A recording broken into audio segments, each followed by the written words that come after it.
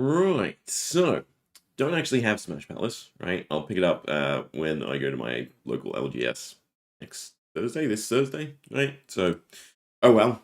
But I have seen the boxes. They are real sturdy, real nice, and I'm so glad that we finally get a product with tokens. And, it's a little bit extra than buying just a box of Mastery Pack Guardian, but then you get the good stuff with it.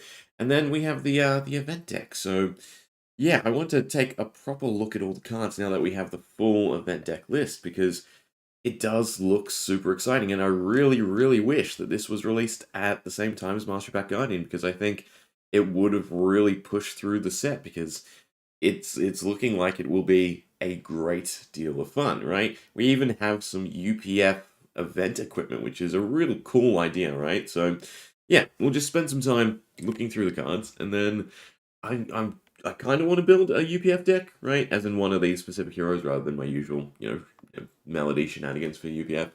And then, yeah, focus on really aggressive Valda, right? Probably take Earthlord Bounty for a spin, right? And just see how fast we can make the deck. But yeah, we'll start nice and simple. I wonder if they're up on Fabric, because zooming in is a little bit nicer. Smash Palace. I just saw it. There we are.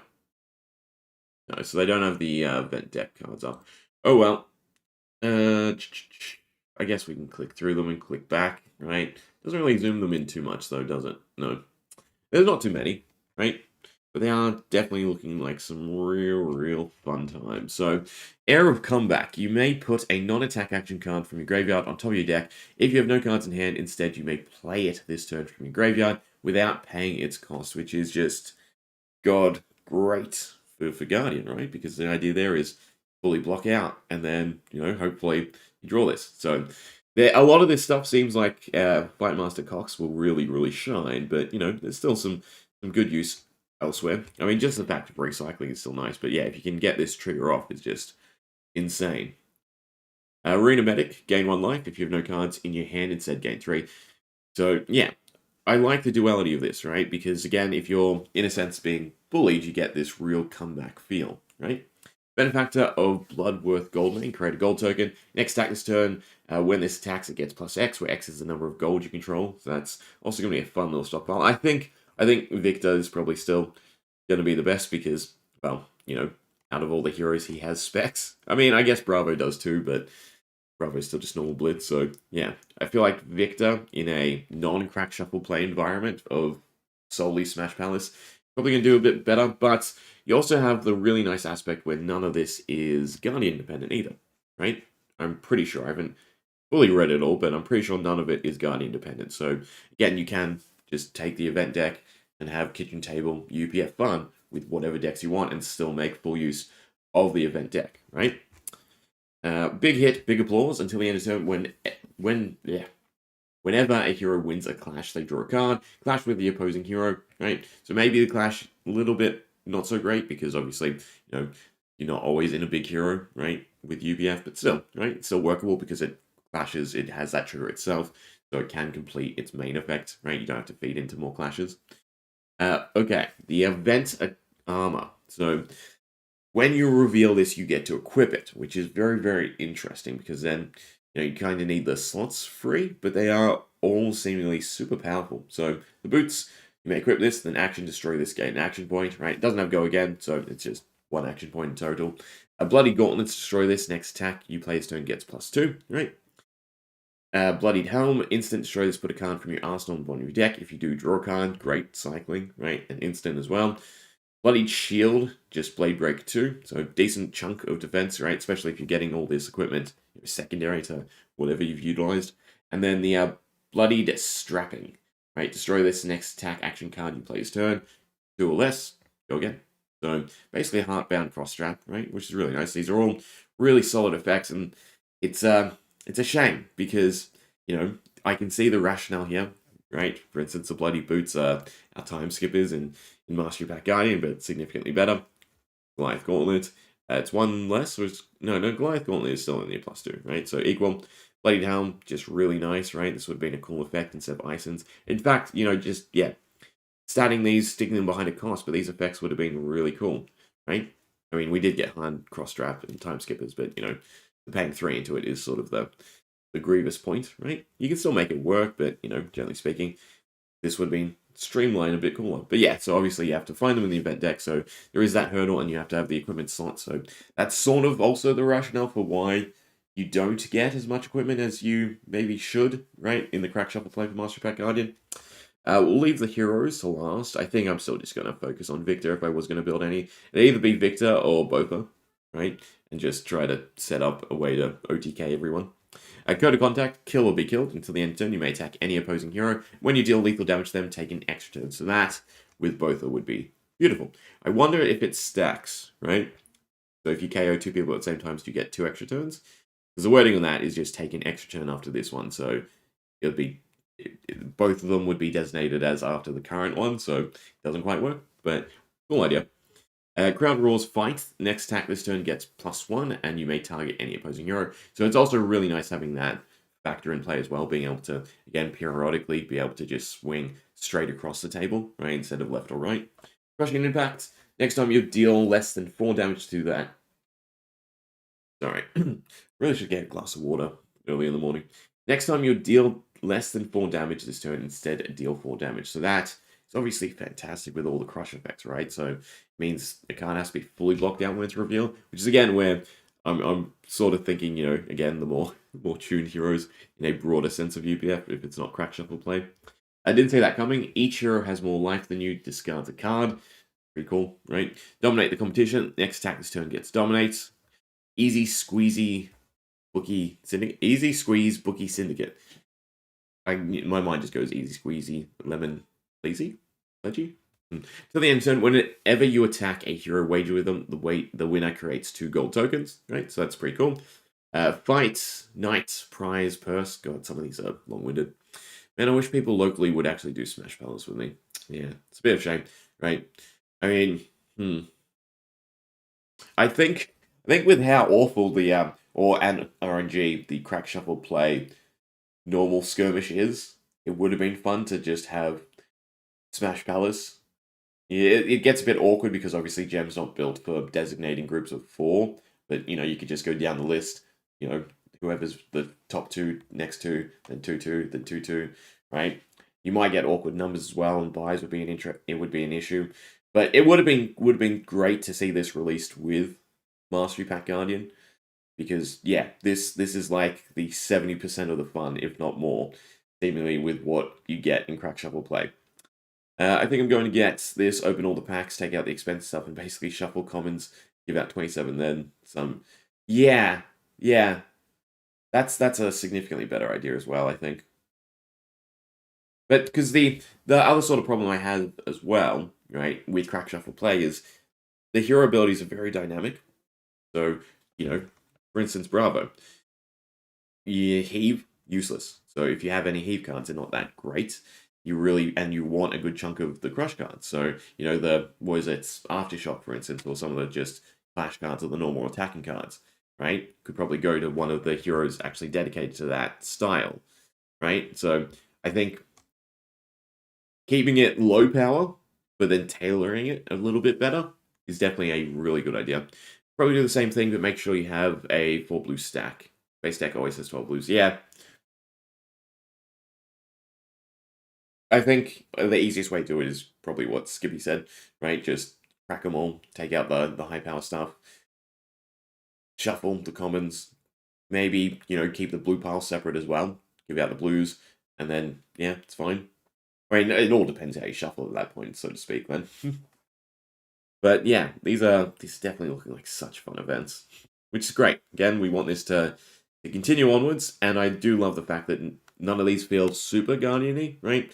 I mean, you can get away dominate with other heroes just doing damage with crushing impacts, nice. They have that level of synergy where it does help with doing what Guardian wants, but it's also applicable just to UPF broadly, which is really nice, right? Fight Night Prize Purse. So choose an opponent, you each create a gold token, right? Pretty cool. Hit the jackpot, create a gold token, draw cards equal to the total gold you control. God, just stacking it with Victor and then waiting for one of these big cards. So either the game power equal to your gold or hit the jackpot. Crazy. Ira of the Crowd. At the beginning of your end phase, if you didn't hit a hero this turn, lose 2 life. Is there too many of these sort of negative-ish ones? That's also a fun way to go about it. Backrush and deal. Yeah.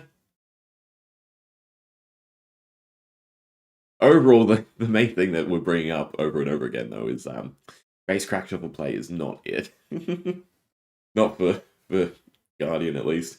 Let me buy you a drink. Destroy a gold you control. Choose an opponent. They draw a card until the start of next turn. Attacks they control that target you get -2. You have to give a gold, and it's a singular this round's on me effect. Again, that works so beautifully for UPF, right? Because you're incentivizing them to attack anyone, and you can just choose the opponent across from you as well, because this is just choose an opponent, doesn't tie into the normal effects, right, of the targeting. Does that work? God, now I have to reread UPF. Oh, that's not good. God, I have to open YouTube. Hit on screen, but not on my little box. What is it? I've been working on a very jank deck, and I was curious how disruptive is Valda on average. Curious the idea of fighting it. I did have a good run of God, what was it? It was boulder drops, concusses, thumps, right? Taking all of the discard or disruption actual cards, and then just buffs, right? Like pummels, ley lines, logarithms were in there.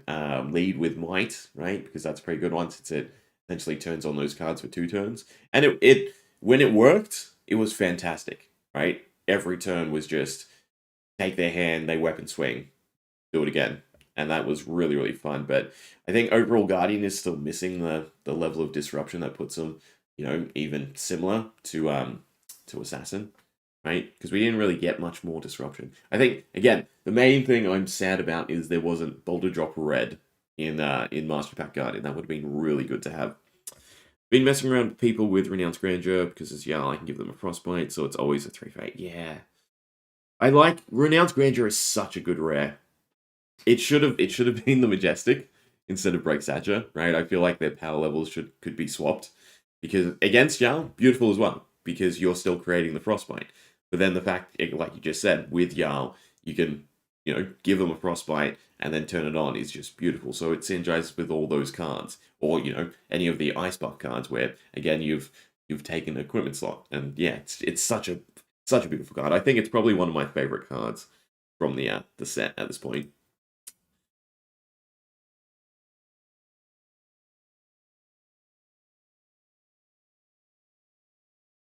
Why is chat shitting the bed?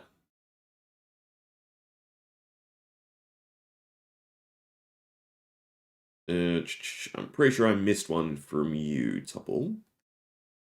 Oops. Yeah, I take both Break Stature and Renounce Grandeur into Fang, and it's basically just keep their fealties at bay. Working on Cog Max Nitro idea, realizing how good Heist is in Puffin. The more I realized, damn, I would love to have gone crazy on Banksy, permanent Cog around, or cheating resources.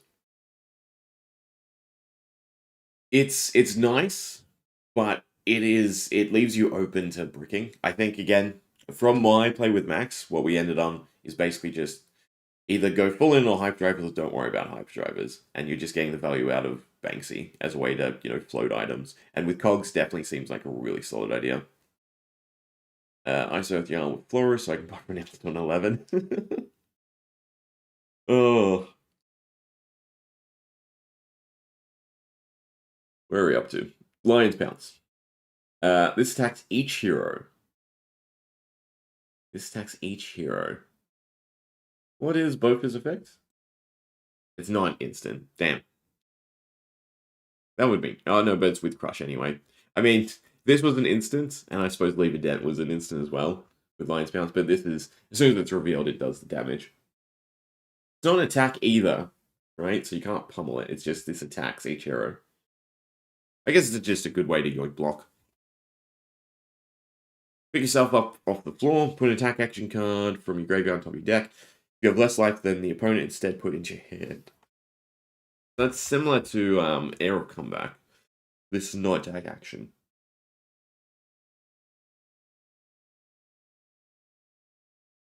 Got this. Listen, just anyone is a wild time in UPF. Although the less life is probably easier to trigger than having your whole hand emptied. I've just feel worse, but there are definitely some crazy boost cards. Yeah, yeah, that's ultimately the issue. Is to get the value out of them, you have to take everything, which is again where he underperforms because Flesh and Blood being so mechanically refined, sort of right. At least the cards, not having good alternatives means that everything has to be spot on. So if you're taking a whole bunch of cards to synergize with one another, it has to be at least average by itself, and hyperdrivers are just not, unfortunately. I think if we did get just another string of hyperdrives that do other things that aren't just resources, one that's gain action point or something, gain power, similar to, what Dash.io or Datadog can set up with their items. Because then at least you have the CNG. Maybe it'll be a bit too good, but yeah. Rally the underdog. Draw a card if you have less life than an opponent. Instead, draw 2 cards. Less life than an opponent, so just any opponent. Some of these are just super reversal cards in UPF, they feel like, which is pretty crazy. Health-wise, is anyone super low? 19 is the lowest? Draw a gold you control, the top 3 cards, put them back in any order. I really dislike that this doesn't line something up for you. That's my only issue with this ability. Random event unfold. Shuffle the event deck, put this on the bottom, then flip the top card. I guess that's solely to disrupt Master Cox. I feel like they could have done with a bit more ordering, because some of them having, you can look at the next one and at least prepare. So then you have that sort of one-up of knowledge compared to everyone else. Red token ones are fine, but I feel like the only red ones I dare play. Yeah. Yeah. Well, I say yeah, but then, yeah, my mind always goes back to comparing it to grains, right? And you're spending 1 extra resource to stockpile off of the token. Surge. Okay, the moat exchange. Each hero may put any number of cards from their hand or arsenal on the bottom of their deck, then draw a card for each card they put on the bottom that way. Valda? I guess yeah. You can play Valda because you're still opening the Mastery Pack Guardian packs. That's right. That's a crazy one to hit with Valda. Oh god. I wish I had the product and rulebook. I don't want to drive. It's 45 minutes to go pick it up. Oh, I'll wait till next week. Is there no release page? No article about it? I guess just the video. Nope, that's not the right one. Is there an explanation of the event deck? So I'm wondering if certain things that generate certain things, you then get other triggers. It doesn't quite tell me. I would assume this is the beginning of your turn, and then they go through, and then it's the start of your action phase. Perhaps saying your hero text is grains isn't the most crazy, but let's be fair, at least he has text. Oh, yeah, yeah. Really? I guess people feared it wouldn't do well. I saw them at the at my LGS, and they're really nice. Like it is such a high quality box. It's more than what I was honestly expecting. Like they went all out, and I was expecting similar to like the Armory decks where. Again, the biggest thing that irks me about the Armory decks is they cut the plastic wrap for whatever reason. I suppose it's one extra manufacturing line, but the Smash Palace box is super nice. Like it's a really good quality storage box afterwards. Tremor. Tremor of anticipation. Until the end of turn, If any hero would create one or more tokens, instead they create that many +1 of each of those tokens. Yeah, and everything I'm reading just points me to either Valda or Victor. Just seem like they have the most events that really put them ahead. Although I suppose it is if any hero. Visit the winner takes all. Visit the winner takes all. Till the end of the turn, your attacks get when this attacks hero, you each create a gold token. Then you wager with them. The winner gains control of all gold tokens the other hero controls. That's interesting. I can sort of understand why they put it this way, right? Because then you can have the ability to get rid of gold, I suppose, right? Then you attack, crash, create gold. No, never mind. Anyone? I guess. Nope. Action. Never mind. I was thinking someone had a way to utilize the gold off of this before the attack resolves, right? Before the wager resolves. But the wording on this is just, I guess, long for long's sake, and maybe open up TCG in the future. When it stacks a hero, you each create a gold token. So you could double down with both.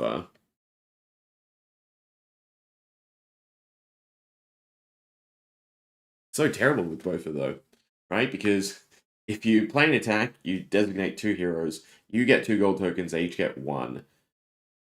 One person blocks out. They get your 2. And then I suppose the other person doesn't get any. I mean, it's fun. It's crazy fun, which is what we want for UPF. Uh,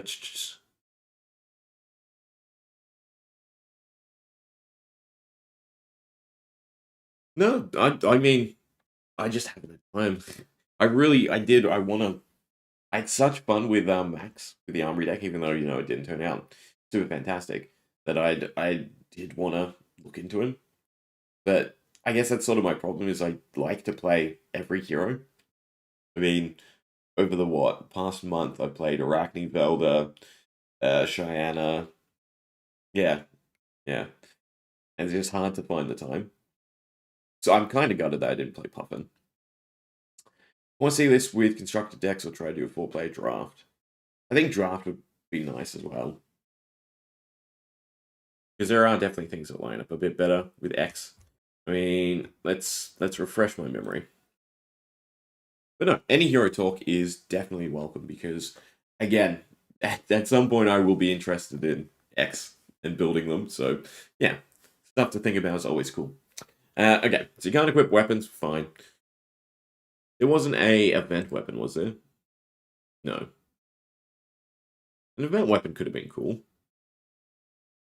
Action, pay 3, tap. Next attack action card with Crush you play this turn may attack an additional hero, go again. Has to be Crush, attacks 1 additional hero. Still nice. So any frontal buffs work, but any reactions don't.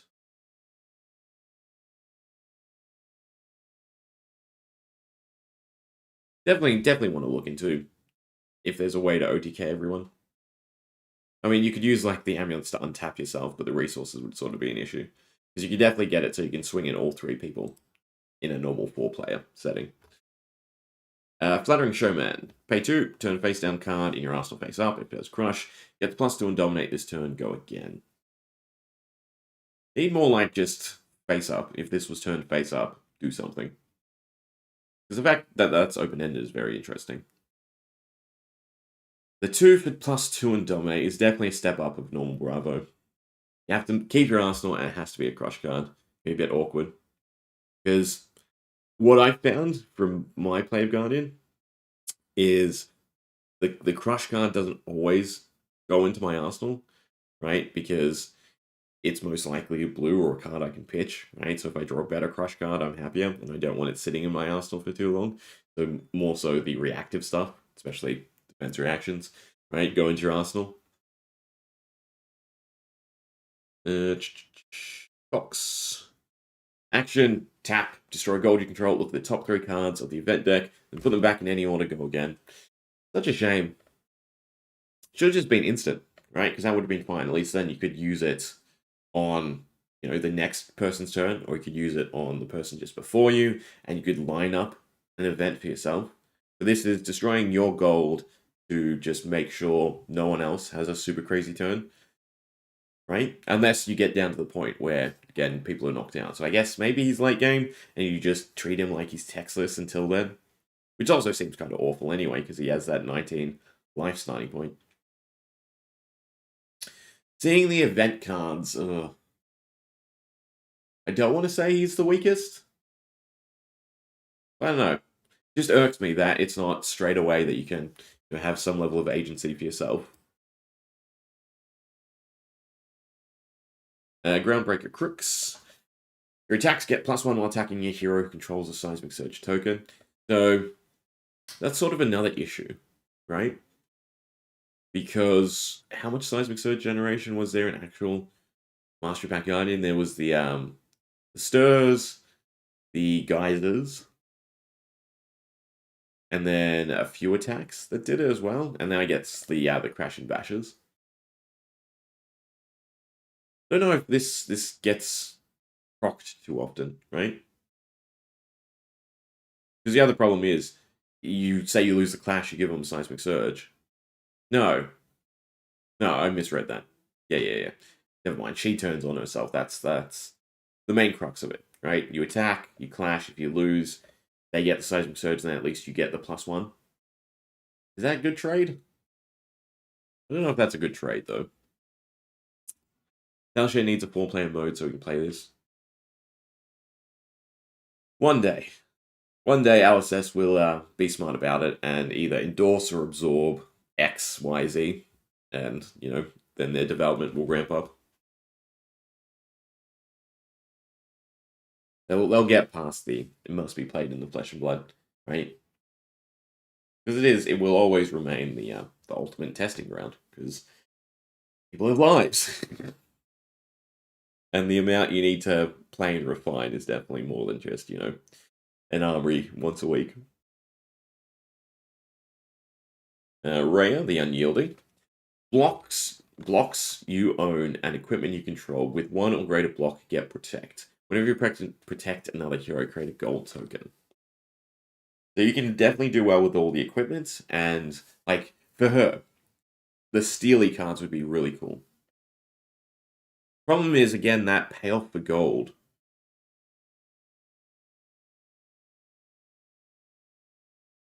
Lion's Pounce would have been cool if you could destroy, and then it, you know, got +1 for each gold or something like that. Not kidding when I say I've played 1,000 games, talent share make more. I've played at least 500, yeah. Like, it's just... What is it? They have their interactive tutorial, which I assume they built from scratch. Maybe it's sort of similar to Felt Table. But, you know, the doubling down on things is sort of an issue. We're going to get off topic because, you know, there's the BNR on Monday, but we might as well, since it's on my mind, right? That's the whole point of this discussion. Let's look at Flick Knives, right? Because Assassins, a big topic, right? But problem is, if, say, Flick Knives was banned, it's banned from Ninja. So if the doubling down of we will only, you know, ban cards wholeheartedly, not specific bans for X hero or X class, is definitely going to be impeded by the way they are designing cards, right? Because, you know, if you take off the repeat attack reaction, Flick Knives, and maybe you come out in a set or two with a silver buyback version of Danger Digits, then, you know, I think everyone would be a lot happier. Instead, the thoughts are, you know, is Bonds crazy? Is this crazy? Is that crazy? When, you know, realistically, it's not. It's just the Assassin is by far the most well-rounded class, in which they have all their pieces wholeheartedly, and they have the less segmentation, right?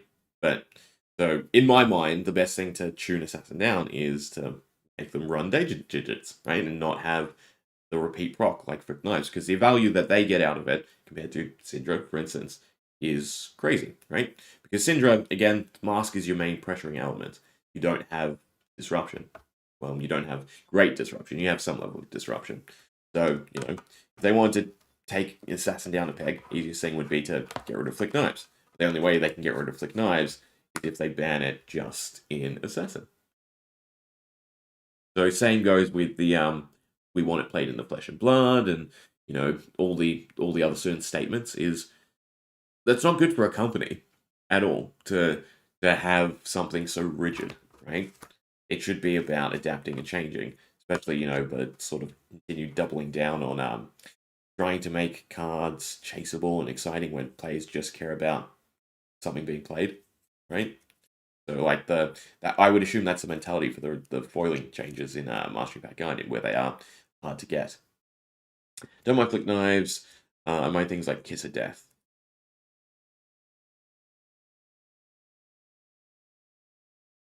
So yeah, Kiss of Death is an interesting one, but I like the level of play you have around that versus again just Flick Knives being an easy turn on for Arachne's ability, and then being a reaction for the reaction cards. I mean things like Take the Mantle. I mind things like Bonds of Agony.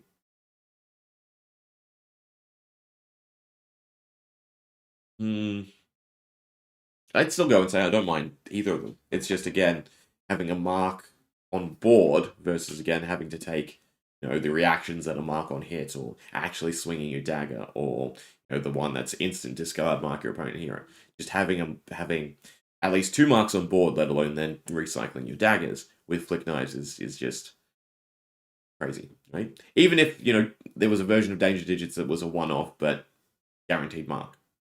I don't know, something like that.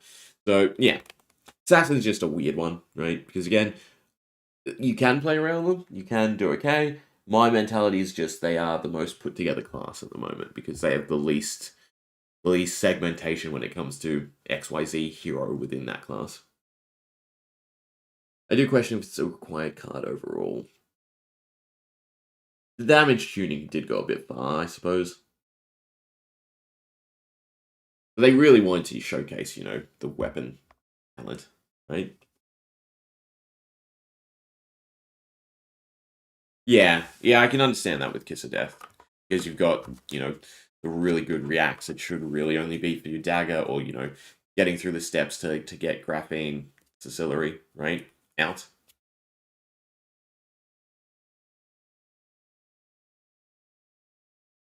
Anyway, we'll see on Monday. Listen swell, I guess, would be my picks, but they're not gonna, just ban this in Assassin. I just meant their best overall synergy based class in the game. Yeah. And again, I will wholeheartedly say it's because they went from, we were the shittest put together class to now everything circles back to the same sort of mechanics. Whereas you've got reliance on, probably 3 or 4 different ideas, right? Trying to make up a class, and then you pick the best. I mean, even with New, right? They could have made her the really reactionary hero, because that's her whole thing, is the seductress, but they just left it all open to everyone. And then you also have the fact that Arachne Marionette compensates for how the class is sort of balanced damage wise, right? So a lot of their cards being low power or low break points that you then react on, versus him now again with Flick Knives being an on call breakpoint, right? Is the crazy part to me. I'm guessing Swell and Bonds or Mantle.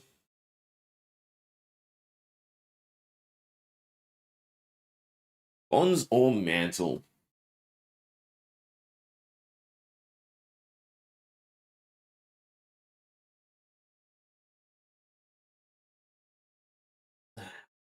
I want to argue that you do run out of fuel for Bonds,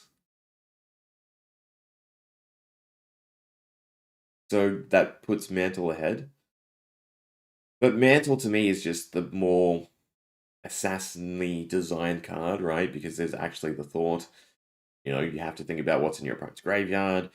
You have to plan around XYZ, whereas Bonds is just, I'm going to react, and if I get my extra plus or my extra minus, then you're screwed.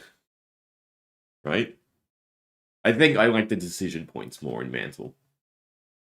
But yeah, I'd probably put Mantle above Bonds as well. Swell and Mantle is probably a good call. Oops. And then lastly, Victor. Back on topic. Instant tap, choose an opponent. The first card they reveal for their next clash this turn gets +1. When they win that clash, you create a gold token. And whenever you attack, you may destroy 3 gold you control. If you do that, attack gets +3 and dominate. 3 gold for dominate and +3 is definitely nice. If they ban bonds or open up, take the mantle to be used for other things, maybe more situational than LOL. Now I have 6 bonds.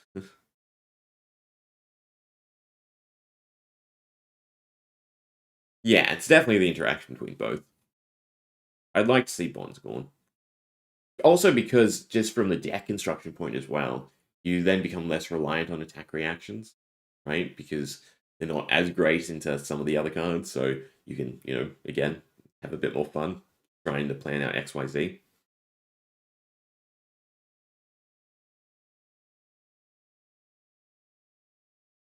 I wish Victor was choose yourself. He feels like he would choose himself. He'd never choose an opponent, right? uh, the nice thing is it is instant, right? So it's basically whenever someone goes to clash, you instant and you pick one of them. Pick whoever you want to win, right? Stealth, Kiss of Death, Go Again, Flicking Shenanigans could be way more interesting.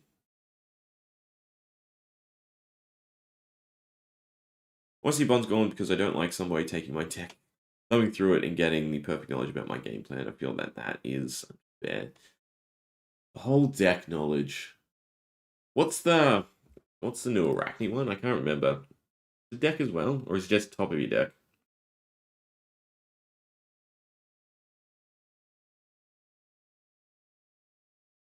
It would be horribly slow, but I suppose the better way to handle it would be, you reveal from the top until you reveal that card. Yeah, yeah, that is, I guess, good value to make up for his textlessness. I suppose it's not textless in conjunction with this. Search their deck, hand, and arsenal. Now, I always love the hand and arsenal peak, right? Because that's just really nice. Deck is probably going a bit far. It depends because also once you get to that high point, you should be knowing the majority of cards in your opponent's deck anyway.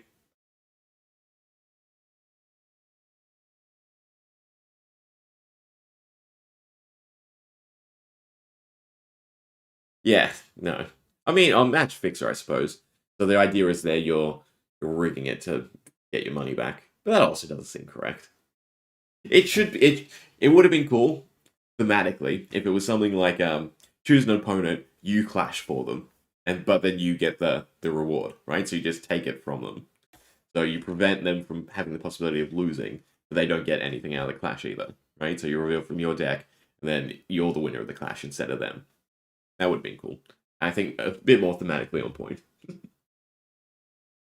Yeah, so hunt or hunted. Hunter or hunted. Same thing. You get to search through the whole deck. As long as it resolves, I suppose, is the big thing there. So it has to be played in Huntsman, which then going back to your whole, it should be a Huntsman privilege. Because there is definitely great value in it. And I think even for newer players, they don't quite understand the value of looking at your opponent's hand as well. Because it is really, really great value. Just a little before the time, I suppose, like with a card with Seduce Secrets. Alright, but that is the Smash Palace cards. Right? Yeah. So I'm probably leaning towards Victor. He seems most fun. Victor or just dumb, give everyone the hands with both of them. So fine, not a bank count unless it gets completely messed with. I think the cost is fine.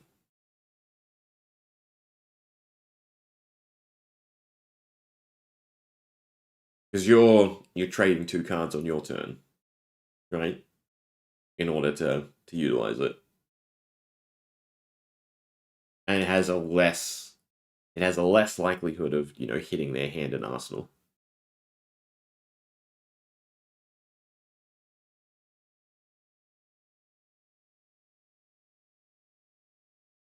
I think this is as strong as Bonds should be, theoretically. But again, the main point with Bonds is the fact that it's super easy with Flick to have enough fuel for every Bonds.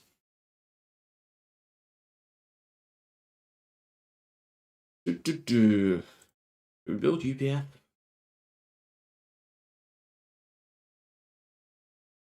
I suppose there's no real point in me building UPF if there's never going to be an event for it. Because most likely, if there is an event as well, it'll just be the crack shot play. Also, mention if Bonds gets banned, Huntsman is actually able to compete far more and focus on true good of Fab. So that's an interesting statement. Because Bonds just, it's another card where again it can be a great band-aid for X hero until they get their toolkit fully developed. Like Bonds and Huntsman, because you're down a peg, so to speak, with your hero ability is, I guess, a little bit nice. It's like Cash In. There's heroes where Cash In is broken, and then there's heroes where it's okay. It's 2-card blocking 2, but the exchange is potentially 4 silver. Yeah. Yeah, the silver from it's actually really nice.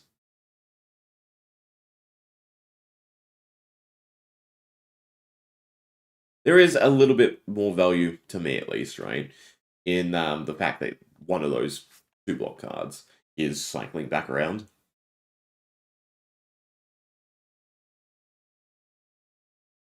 I'll take there's no such thing as true good Fab or classic Fab.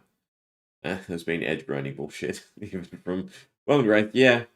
Yeah, because yeah, and there is just no overlap, or not enough overlap for there to be an even playing field. There will always just be a class that is that one step better developed, right? That one step fuller complete than other classes or heroes.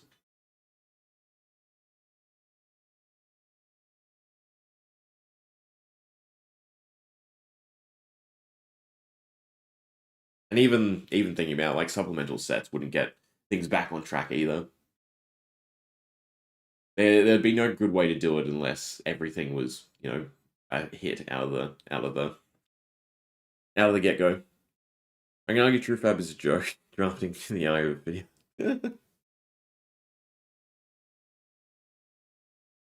Yeah.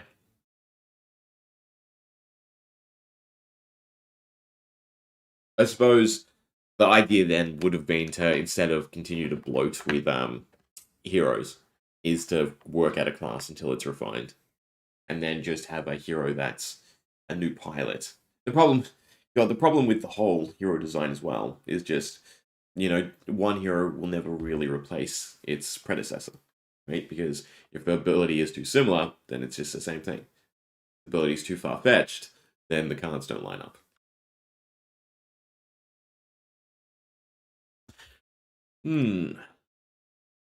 But I think we will build a Valda deck. Maybe find a game.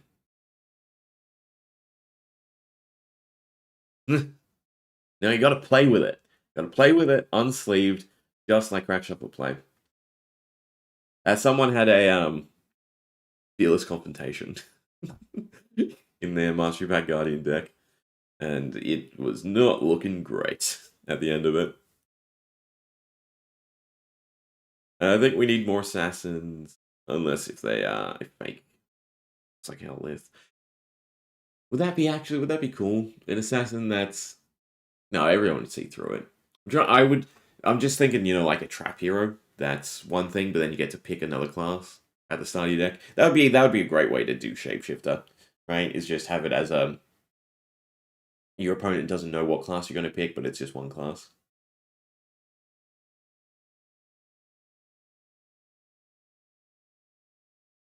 But you know, it's also also fair to almost say any hero is not X class, right?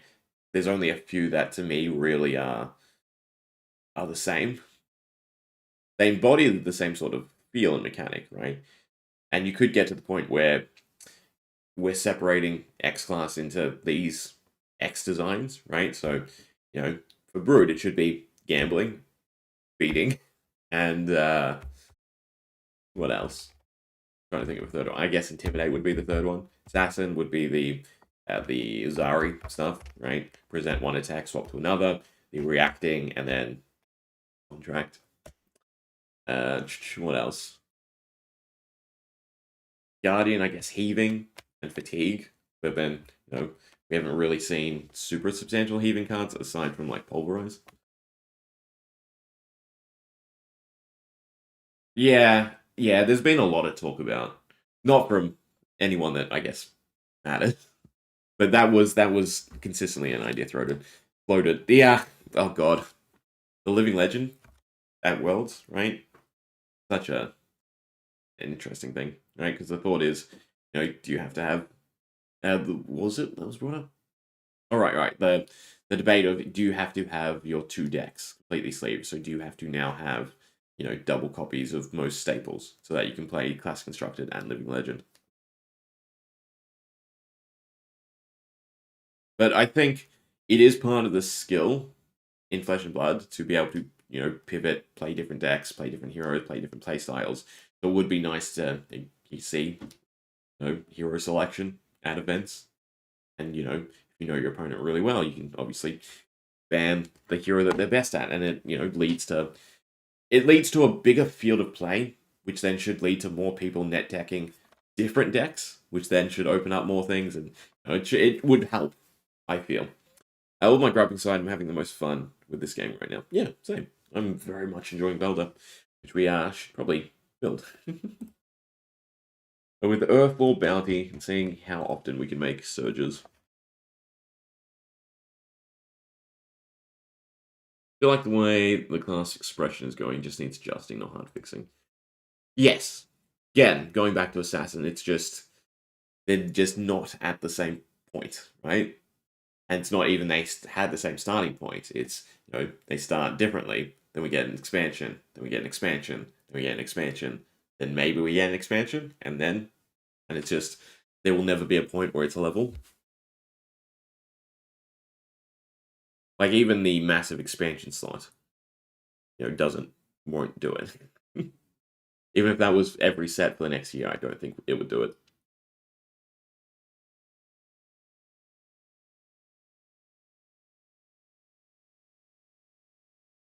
Yeah, there's enough counters to everything, but people don't generally see that because I do think Flesh and Blood is highly net decked, which is a little bit sad as well, right? That the idea of building something from scratch, really learning its ins and outs,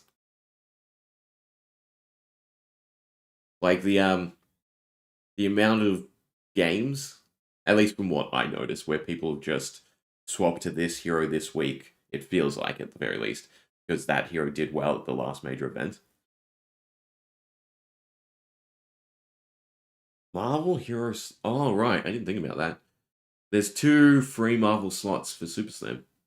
They just did Bravo, so it's not Bravo. Good fit. Who do we need? I mean, there's no one matching the set, right? Because there's no Guardian hero left. And there's no Brute hero left, unless it's young KO as an OG KO for some weird reason.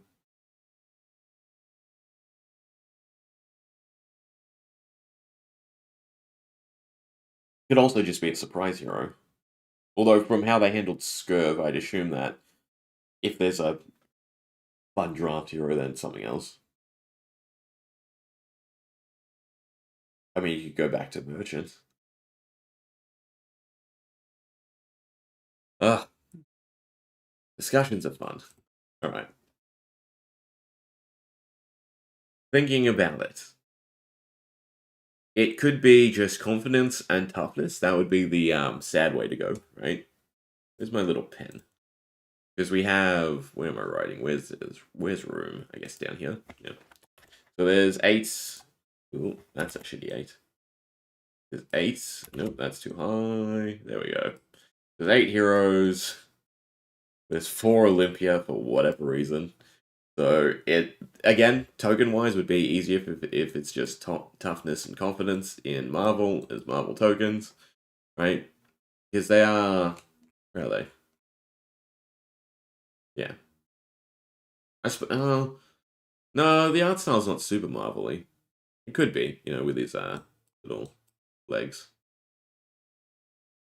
Her waist. Axe. And because obviously we don't need might, vigor.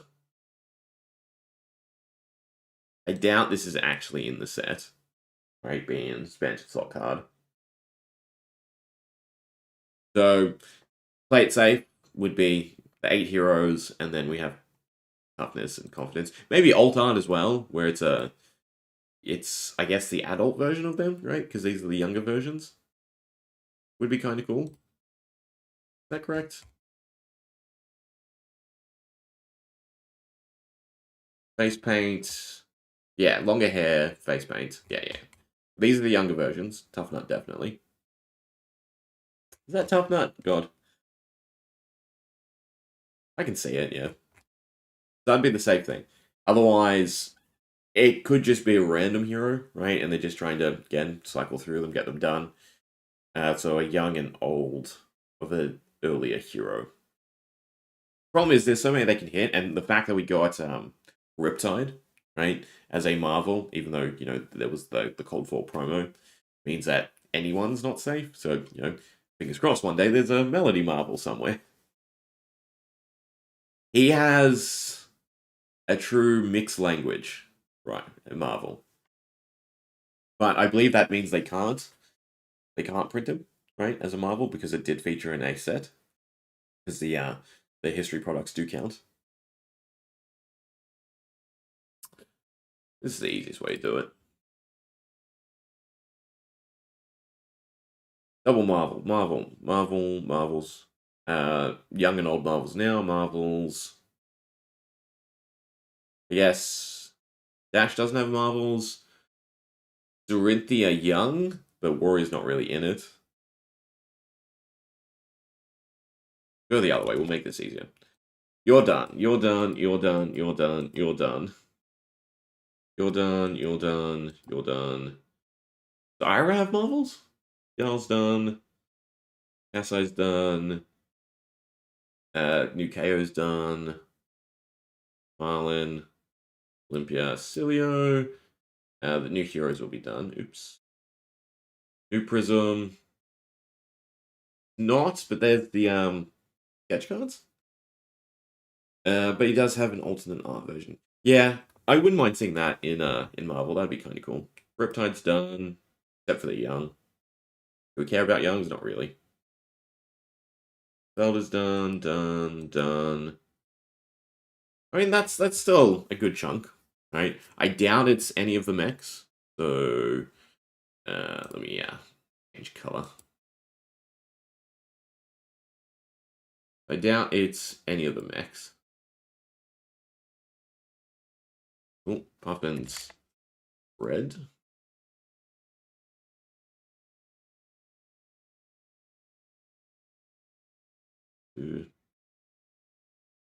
These are sort of question marks, right? Because again, they have the language ones.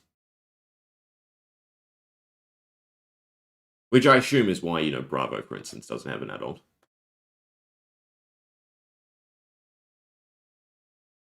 Katsu as well. There's not really a great deal of options, in all honesty. I can't see it being mech. I mean, I would assume Vinset and, Prism would be Monarch as well.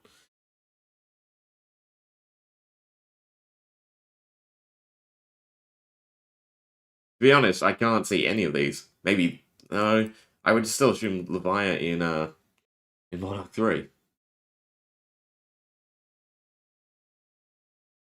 Oh, I've got Syndra. So, Faye? Faye currently? I mean, there's also the Living Legend heroes. But, yeah. I mean, I guess... Well, he doesn't need a Marvel, but... Someone to represent the, the arena, right? That's actually good to know that there's not that many. Basically, the Monarch heroes and the Bright Light heroes, right? And then everyone else is sort of covered at this point.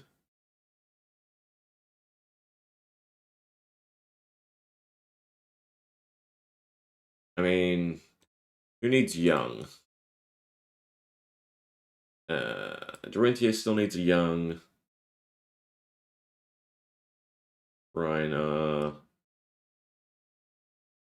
Kano. Katsu.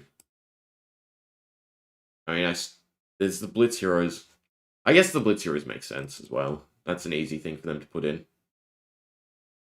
I could see it just being KO. Berserker Runt. That feels like more of a Savage Lands thing. So maybe a Merchant, weirdly. Looking from this, it doesn't feel like any of them would really fit. They'd just be tacked on for the sake of tacking them on, which makes me think they just end up in the gem pack. That's the better place to put them, like Riptide. So yeah, I guess I'm back to just thinking it's toughness and confidence. They're what fit most, weirdly. Right? Just have these as Marvel tokens, which does make sense. You know, we haven't not had Marvel tokens at this point, right? Penalty and marked, hunted, hogs, gold, rum in treasure packs. So yeah, it fits the number. I'm gonna go toughness and confidence. Do the math for the card pools for what we should expect for Super Slam. As in the sizes? Where's placeholders? So this is Revered Brute. What is it? 3, 4, 5, 6, 7, 8. 8-ish cards?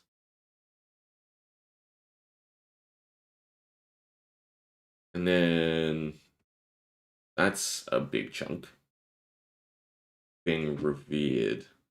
Just in general. Yeah. So it'll be mostly reviled and revered. I mean, how many cards as non? Common.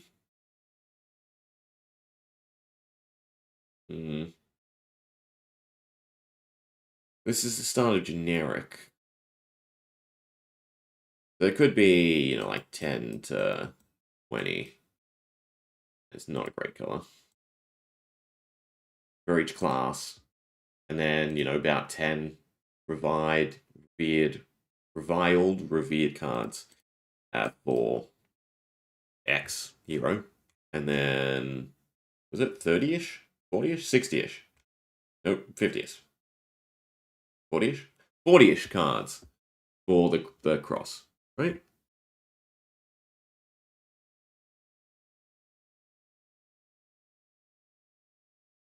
Which means that, again, these are mostly fractured as well. With Super Slam not being super relevant. I mean, I'm still super excited for In the Palms of Your Hand because it's just looks like a really nice Guardian card. 45 the trait, respectively. I can't figure out if Brute / Guardian is 43 or 42. Brute don't need a legendary, so I'd say 42.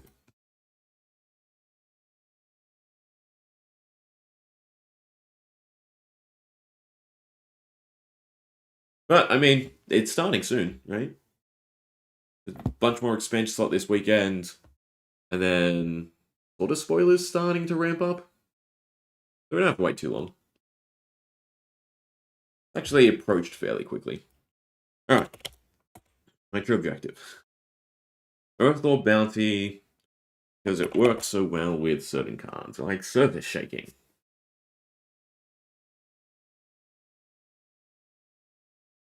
And because I'm not fueling resource into Tectonic, we should be able to make this a bit bigger of a deck, which is nice. God, what am I? Tectonic is the other one.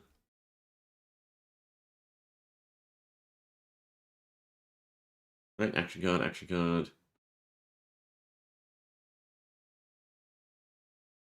And I actually think I like Leyline more with Earthlaw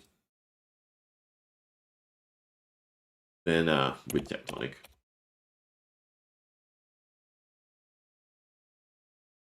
What else? Play the shield. Crashing batches. uh,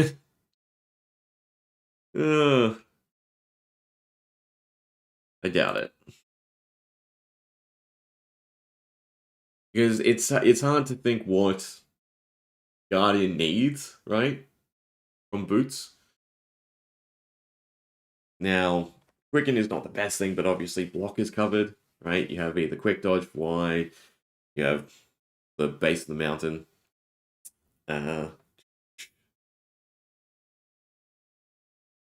Aftershocks. I mean, I guess they do create two. That is kind of cool. The problem is we want to keep the crush effects going. Suppose you could just make this as a discount deck. In which case we should play... Who's a better Guardian?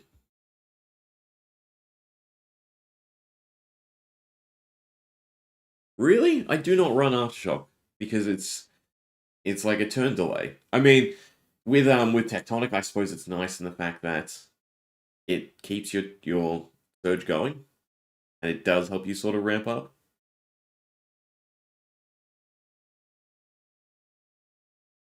Am I undervaluing it? You can pummel it as well. Alright. I'll give him a go. Definitely Eruption.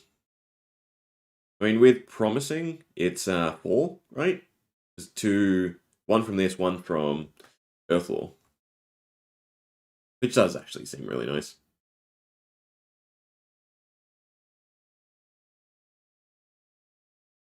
Where's my blues? Blind? I am blind. It's on the ground. I mean, to be honest, that's not really generation. That seems nice enough. I'm not forgetting anything.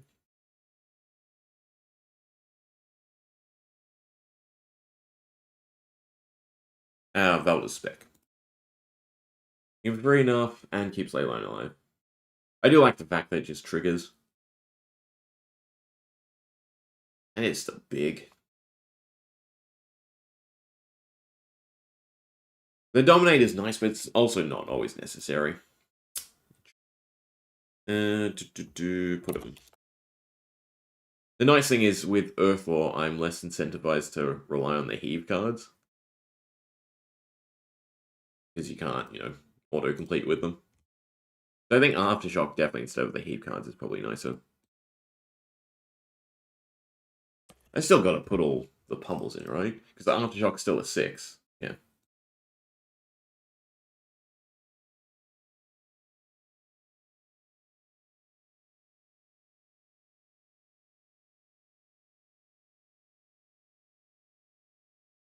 Draw a card. It's only if we draw a card, right? Yeah. You still get the one off Valda. I don't think I like Encroachment enough. Since your opponent can shut down. I'm going to just type Hostile since I know how to type. Nope, apparently I don't know how to type Hostile either. If this was a 4, I think I'd like it a lot more.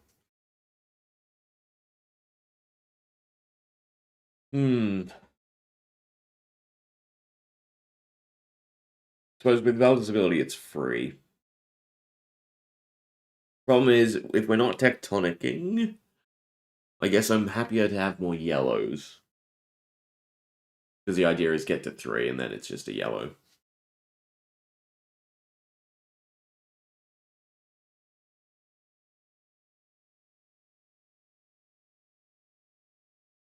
there's so much.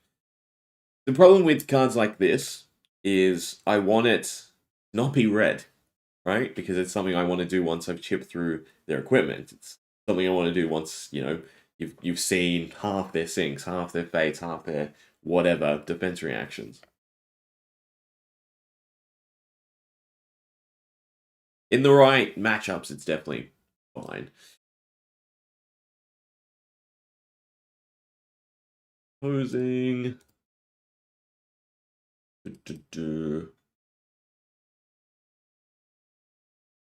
Now just a bunch of crush attacks, I think, right?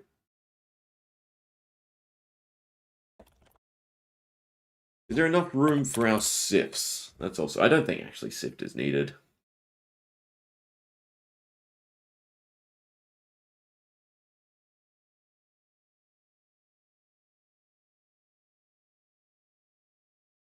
I'm just going to grab all the ones I can think about for now.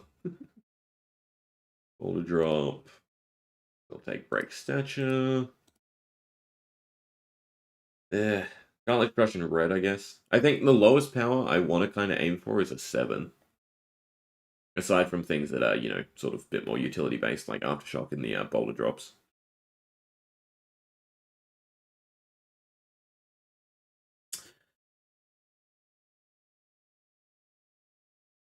Optimally, yes. I don't like running too many expensive cards. I like to try and aim cheap.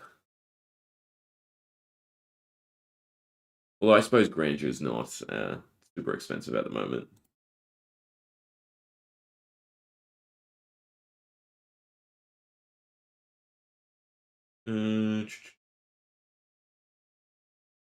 Where's Cranial?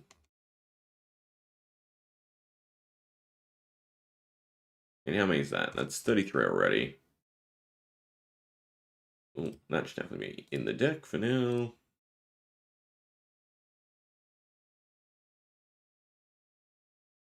We're at 46.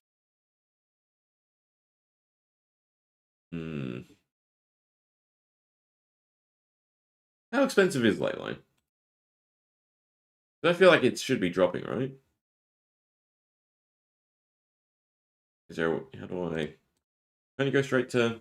I guess not.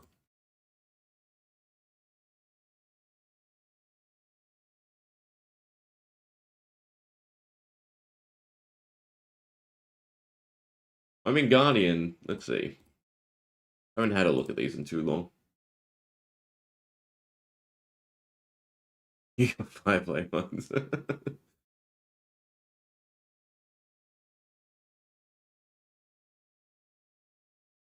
Alright, I got mine. And I didn't get... I got 1 repeat, but obviously there's only 3, so it didn't really matter. Where is Guardian? Oh. Blind. Eric. Wait, there we are. It has a space.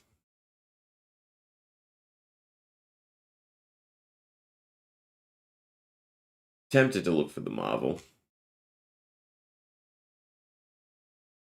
So pretty. It's so hard, apparently, to find. The Guardian overall, it's still definitely one of the cheaper classes. It's really nice. Although I suppose I'm meant to... I should put Grandeur in there.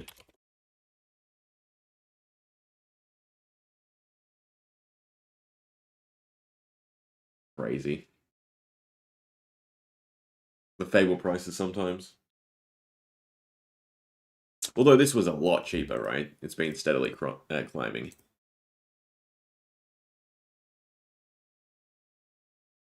How many blues are we at? 22.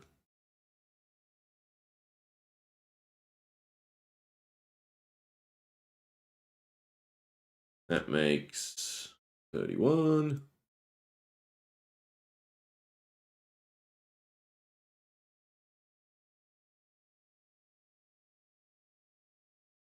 I mean, this feels like a good enough start. Give it a go, and then go from there. See what works, see what doesn't. But we still want attacks to swap out.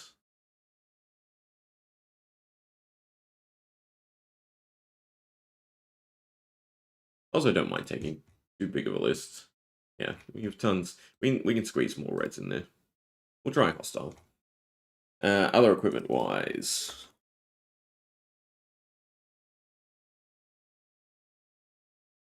Should be Bound to Justice, I suppose. That's a maybe.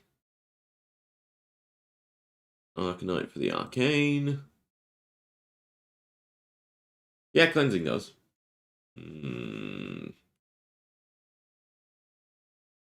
Nice big 10 as well in yellow, which is cool.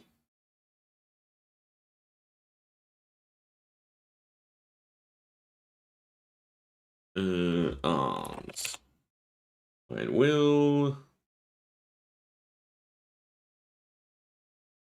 I'm tempted to actually try Crater Hoof. Having the on-call dominate could actually be nice. Rune. 82. Have to make some cuts.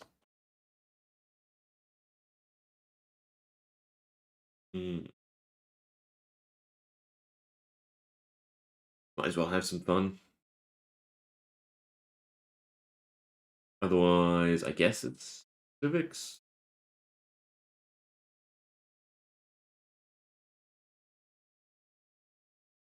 Actually, it's block for 1. Need Titan's Fist. What arcane am I missing? Boots.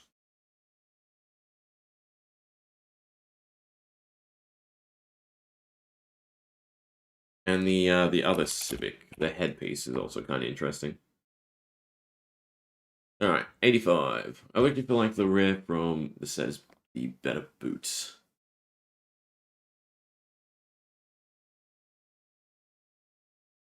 Yeah, I mean the other Valda deck that I had was heave off the old ones and heave off of blue, the swing card, right? I take the sunken boots because they're really nice. Just cycle something around. Build it, Skippy. Build it, build it, build it. Join Valda. Forget about Runeblade. Just have your nice cohort of Guardian to swap between.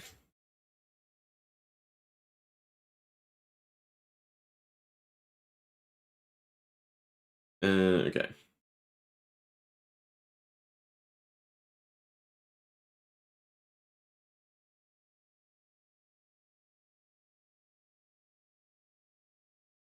How reliant are we on getting Leyline out as quick as possible? Feels like maybe not.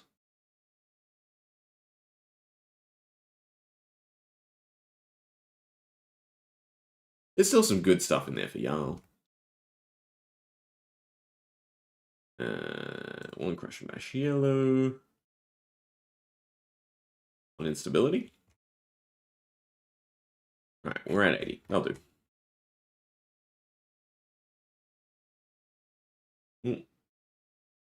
Up to that zoom.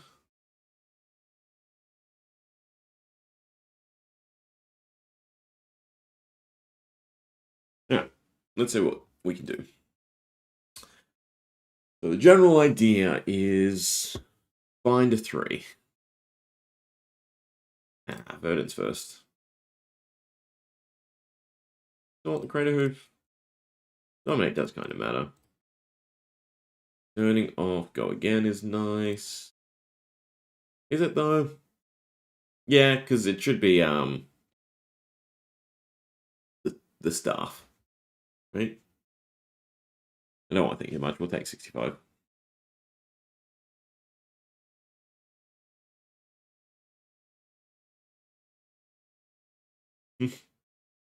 That's Waning Moon. Never the verdants you expect.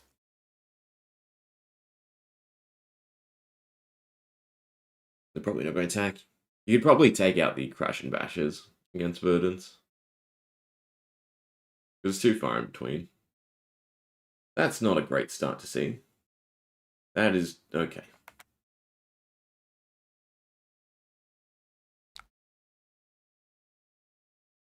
Yeah, but timing-wise, you have to find specifically one of your Crash and Bashes when they find one of their plows or the other one.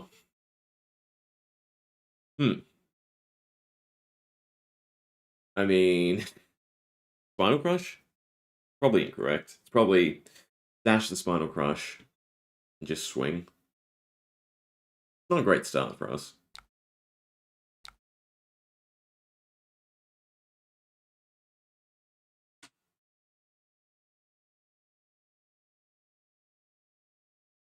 Can't say yeah. I'm too in love with the Verdance games.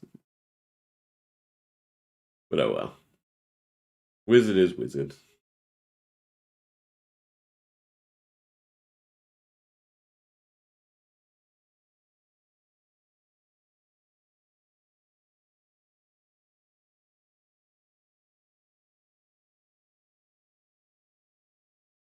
I almost might just be better off using my other deck. Well, I want to give it a go because Tectonic's nice, but it feels like Earthlore Bounty can get you to 3 a bit more easily, almost. So with my other Verdance deck, maybe cutting Tectonic for Bounty and then taking out the Heave and putting in the Aftershocks would be nice.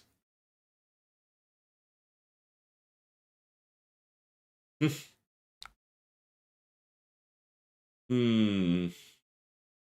On turn, it's still not great. I suppose that's the problem with Earthlore. Because even for the Aftershocks with Tectonic would be really nice. Because unless I find one of my starting pieces, and it feels like we are drawing really awfully. I give... I guess I'm just blocking out. I mean, I get 1. 1 does nothing for us. No, it still blocks 7.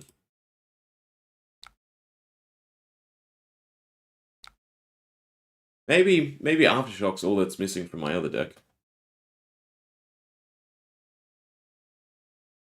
We did have blues in this deck, right?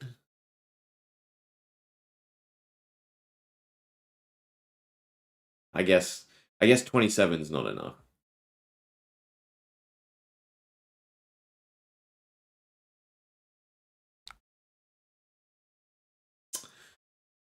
There's our Aftershock.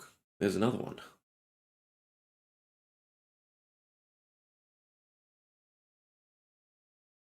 The one draw for me that makes me think about Earthlore Bounty is our Surface Shaking. Being 2 turns of 3. I guess I can keep 2 cards and swing.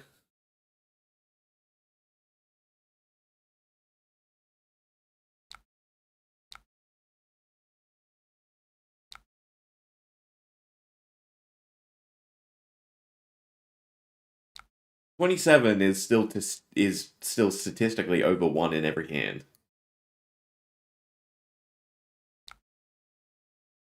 Which is then at least I can times fits until I get something.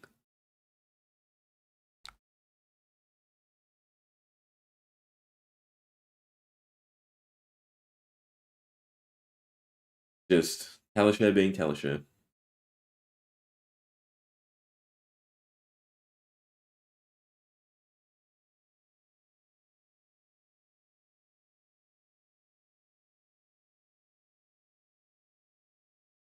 I also just really like the idea of turning 1 into 2. Also, with Earthball Bounty and Aftershock. Yes, the almost. I mean, we're at what, 65 cards, I think it was. With 27 and yellows, and we should be able to have 5 cards, like use 5 as well.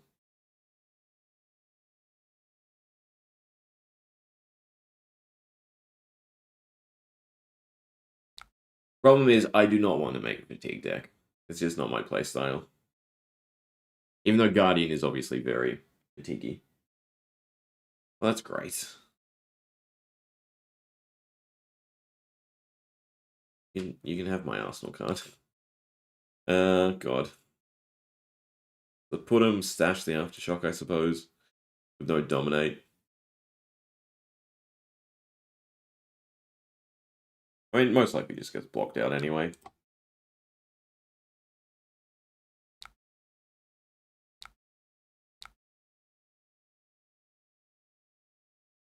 Plus, you have cards like the eruptions, which are basically a blue.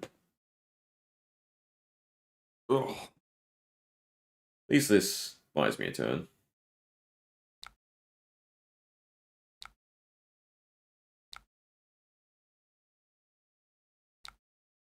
It didn't even Arsenal, but we did, I suppose. Which is actually nice, because in this scenario, they don't get the value out of Tectonic, but we do. See, with Earthlaw, this is nice now. I don't have to pitch an extra resource.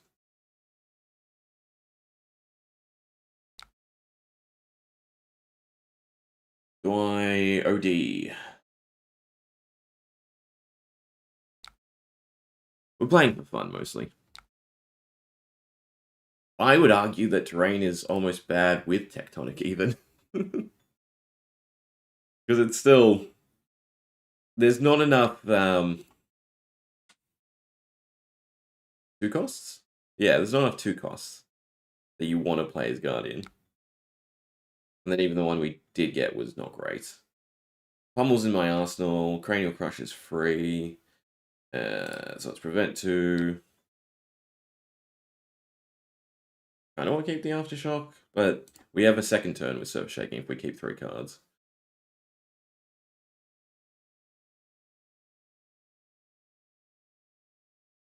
I mean, this is where we hopefully snowball, right? Because Surface Shaking and Promising Terrain gets us more surges. I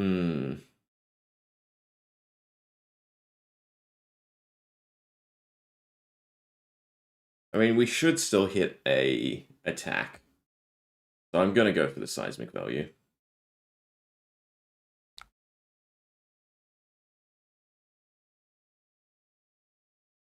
Ugh. This is indeed where blues would be a bit better. Geyser with Earthlaw is also a lot better. I mean, there is merit to it, which is what we're playing crass because I want to try and find something decent.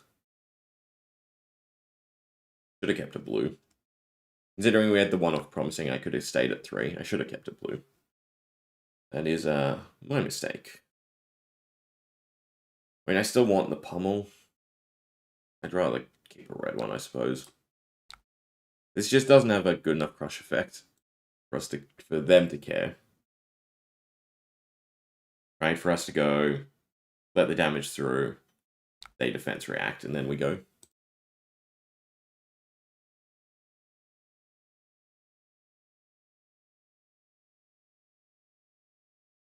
Problem is you kind of want both the effect of Earthlaw Bounty and Tectonic, right?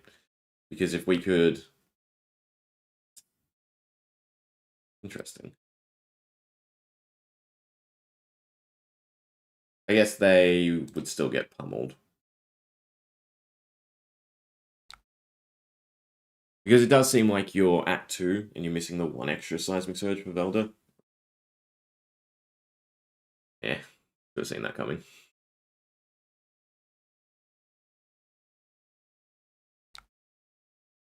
Am I at the point of caring about damage yet? We attack big. So that for free. You pummel it. Nah.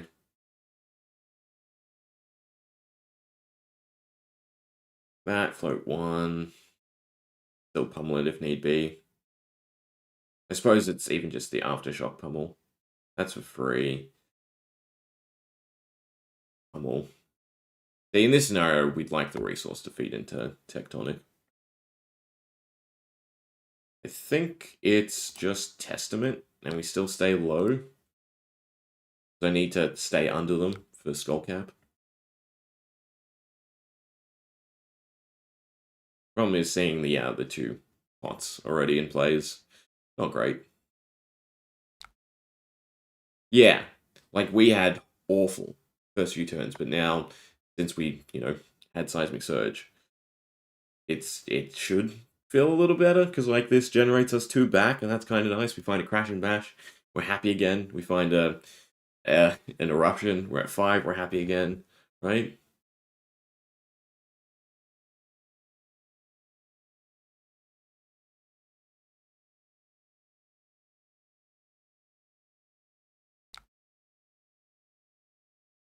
Why am I thinking this is with promising terrain?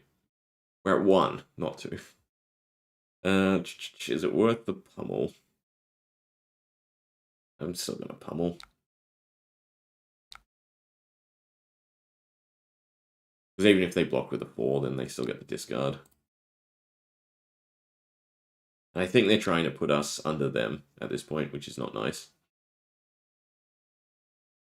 Aftershocks at 3. Headbutts a 3. This is a 3. I want to play Surface Shaking, but I guess I have to headbutt Surface Shaking Arsenal. And again, then feeding these or filtering them into Tectonic would be nicer.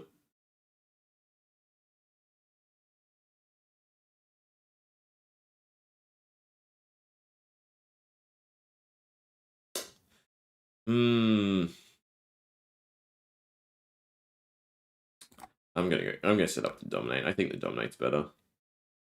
And I kind of want to get rid of both of these. Then we still have 2 floating. They try something.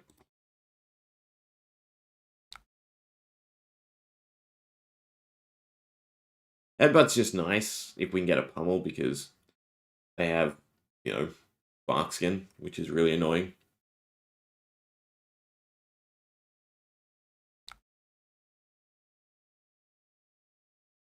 Solid Ground's nice to see. Oh, life gain. Costs 1, so blue allows us to still pummel it. So give the boulder drop. Although, again, with Surf Shaking and Earthlaw, I want to cycle.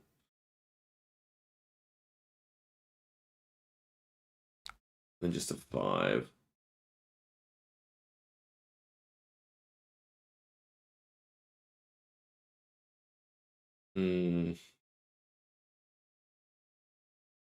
It really should be the Solid Ground, but again, I want to keep playing around with our Surges. So I'm going to cycle 3 cards and hope that that's better. Overall, just maintaining the Dominate. They're just not low enough. This is not having enough of an impact for me. I think I'd prefer my previous deck with the Aftershocks, maybe. But then again, you know, just maintaining 1 is not great. It feels very all or nothing to me. Either we want our 3 or we don't want our 3. I really don't want a hostile here.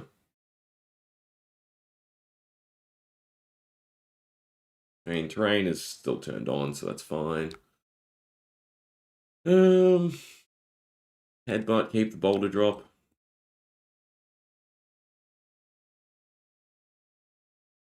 Not a good enough dominate card.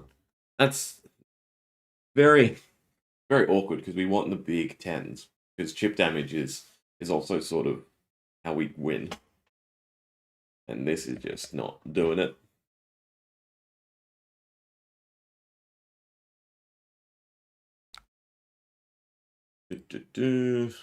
We're basically just waiting until we get burned.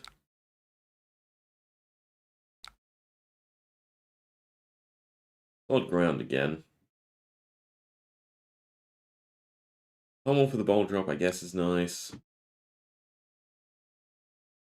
I don't think it's bothering with the double solid ground, but one's enough, yeah.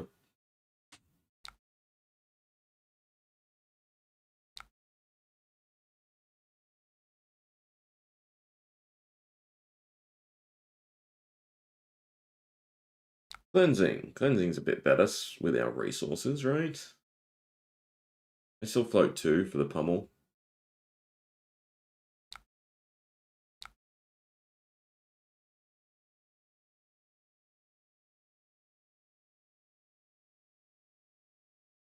Earthlaw definitely helps once you get up and running, right? Because with it, we are maintaining seismic surges.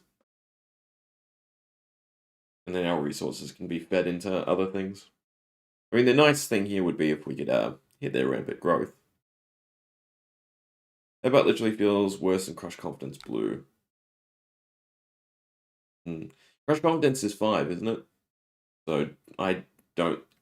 Without pummels, then it gets better. But 6 is as low as we want to go. The fact that it's a 7 sometimes, especially in this matchup, it could be a 7. Has its merit. It's not the greatest card. There's a lot of crush cards that aren't the greatest at the moment.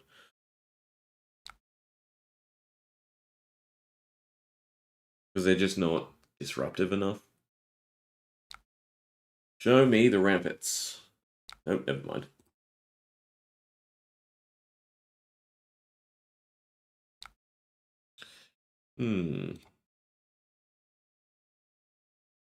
Really annoying that we have not seen a single eruption.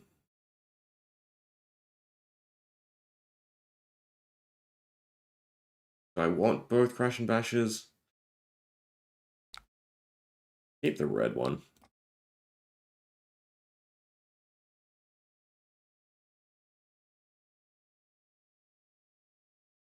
I think just a chess piece that was the first time you create a Seismic Surge, create a second one. Maybe. What do we need? Or even just boots that created Seismic Surge. Like, I want to, like, Richter scale for it being able to almost instantly get you to Valda. The fact that it doesn't have Go again is so crap.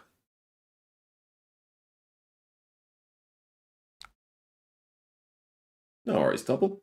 Thanks for hanging out. Enjoy your dinner. I think they have the combo, which means keeping the red was bad. No? Yes, fruits. I'm just going to die to it. Oh no, maybe it's just a burst of damage. We can make Boulder drop 3.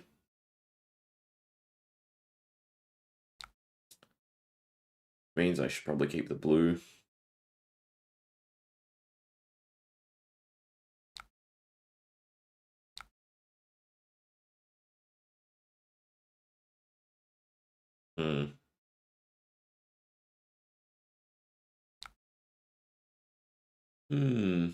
We make it cost 1, doesn't help us. I guess it's an eruption. Knowing that they're stacked together. Still probably not play this. Just take the damage.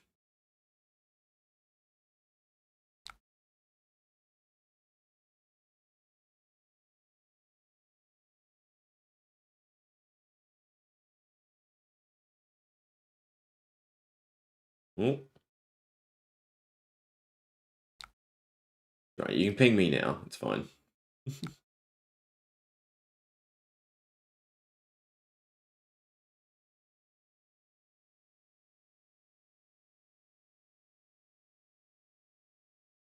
Overall, Earthlaw's probably not it. Unless you just draw really optimally. That's fine. Leyline gets us to 4. That clears your arsenal. But then this just gets blocked out by equipment anyway.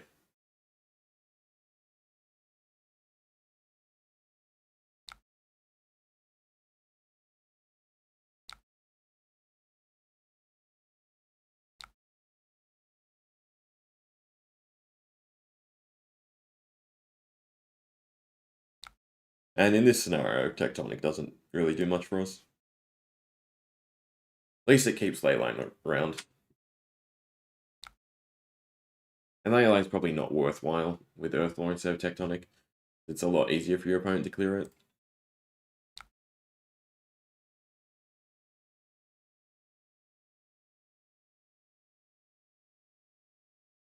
Well, now, well, an equipment version of Dominate would do. But then again, some of the time you only need 1 extra equipment piece.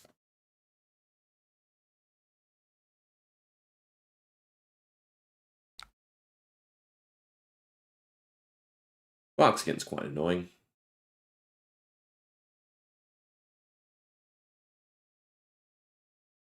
Now it's just back into Boulder Drop. But if it's denied, then we don't get to keep Leyline. Feels like Tectonic's still to go.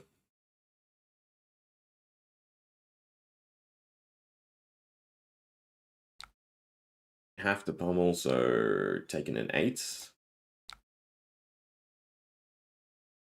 I can give up Earthlore at this point, I suppose. We're just gonna die. Surely they're gonna find them sooner or later. Plus, then they have the health pods anyway.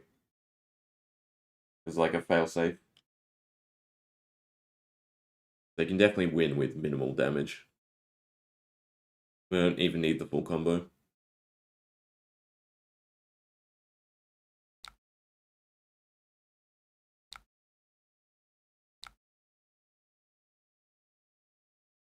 Two cards is also not enough either.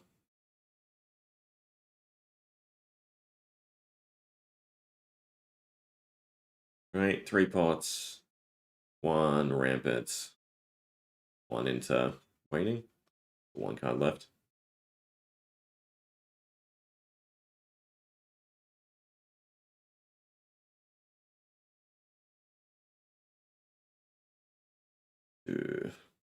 I guess it's hostile at this point. So you make hostile free. You also just swing a big attack.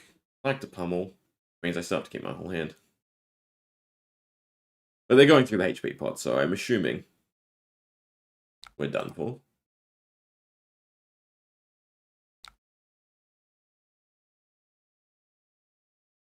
It's just a bunch of pings. No, they have the correct floating. 0, 0, 0. And then, yeah. I guess the Waning Moon version's nicer. Then you're not relying on the doubling of Aethertide or the 2 rampant growths. Alright. Definitely not thrilled with that, with Earthlore Bounty.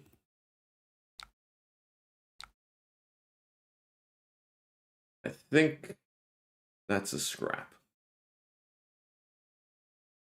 We go back to the nicer version of Valda that I have, I think. Where, surprisingly, I think I want an extra set of the bindings. More than anything.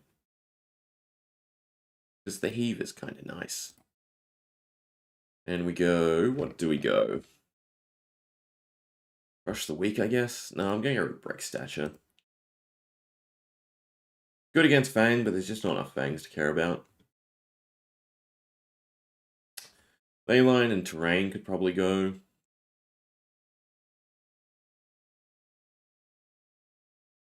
It's tempting. Terrasunders maybe. But, you know, we'll give this a go.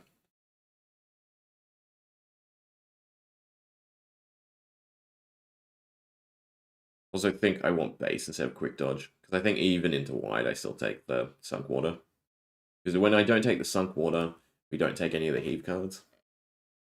Well, Crush the Weak would have been nice. It is going to be nice. We don't need the tokens.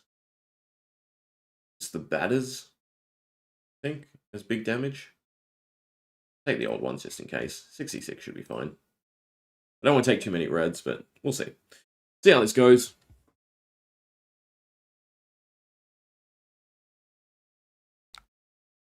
Well, Leyline's a nice enough start.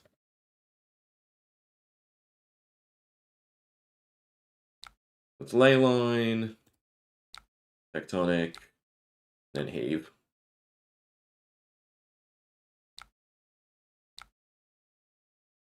Decent enough. Now, can we survive them? Because Crush the Weak would be nice here to land. That's a 5. So I can get 1 out of that, but then I have to block with 2s.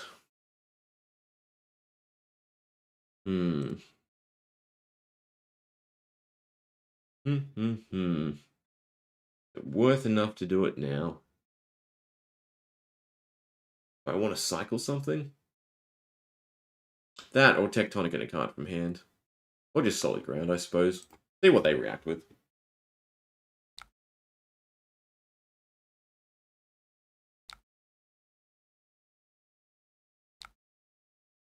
Then Desire.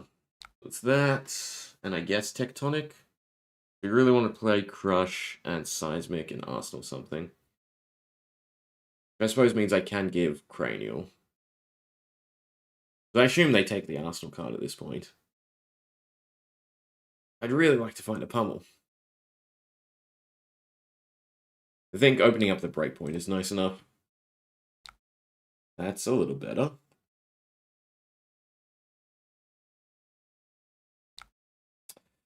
For arsenaling that, playing that, I guess we're keeping Crush the Weak. So I could have blocked with one more card.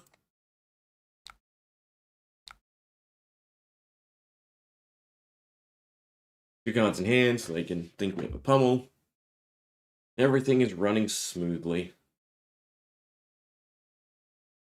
Which means I probably want to erupt. There's no point in holding it. Because they should deny the put them in their place here. Maybe not. Nope. Which means we do want to arsenal that. So we can play around whatever they do. Suasive. Hmm.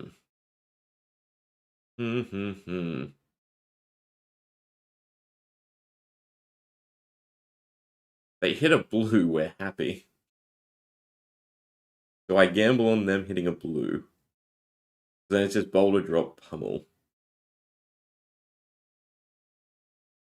Which means I can block with this smelting, I suppose.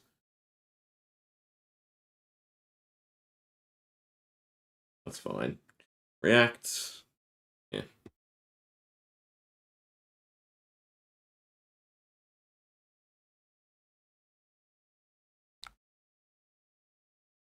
Hit a blue. No.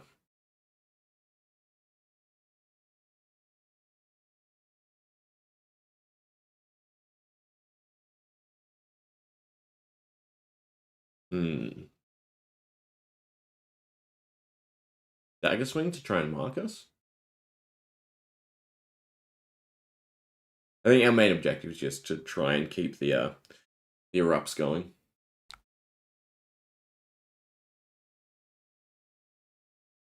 Means I do kind of want to hold on to it. There's no points.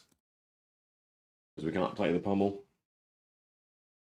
And I think it's worth more in my arsenal because I can, play it. They go to disrupt.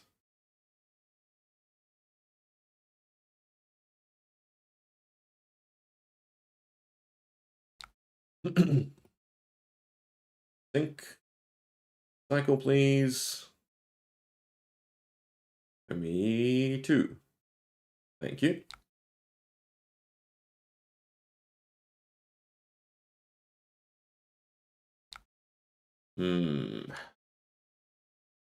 And is not great. But I think the crash and bash is fine.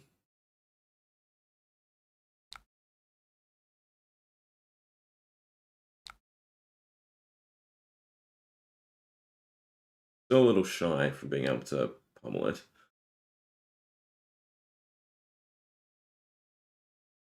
Guess it's Testament.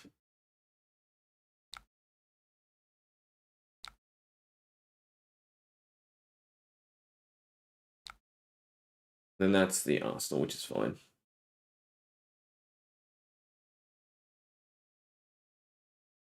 And then we can pummel the Disenchantment and play the Promising Terrain.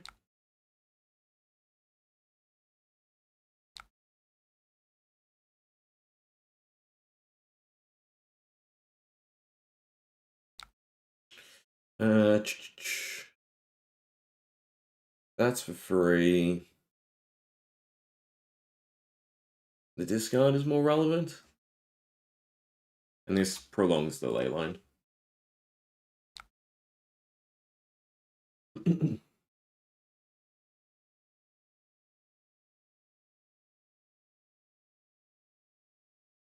if they overblock somehow, probably Mask of Deceit, fetch a defense reaction, then we can just arsenal the pummel and still feel somewhat happy about it. Let's take the damage then. Problem is, one card is not quite disruptive enough.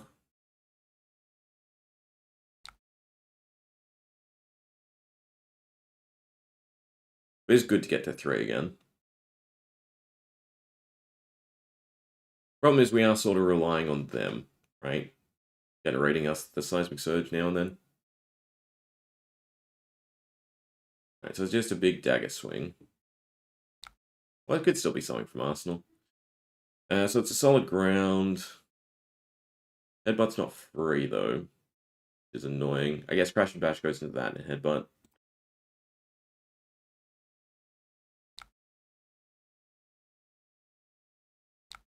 Problem is what comes out of Arsenal. Yeah. They hit a red, we're fine. It's also only a 1. If they flick, it goes to a 2, so I have to block with Crown. I can cycle Crash and Bash. I can block with Crash and Bash, actually, and still play Tectonic. But I'm Arsenaling Tectonic because they can't do anything. The problem with this is now it relies on getting Headbutt across, otherwise we lose Leyline. Makes it not so great.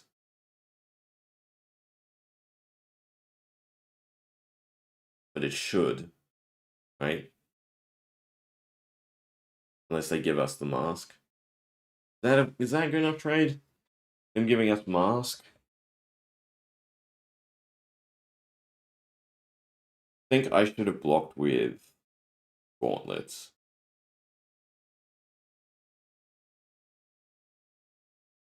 And then just pitch Crash and Bash and Tectonic and made sure I kept Leyline.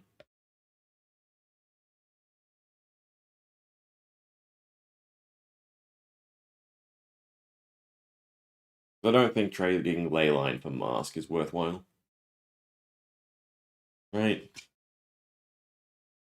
I mean, it's nice in the sense it's a random roll, so they might not get the defense reaction.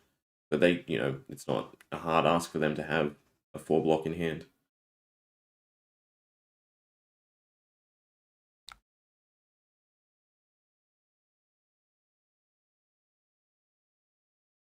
Well, fine. A 4-block. Target dagger gets +3. Annoying, but not the worst. Bonds is the worst, though, now that we're talking about it.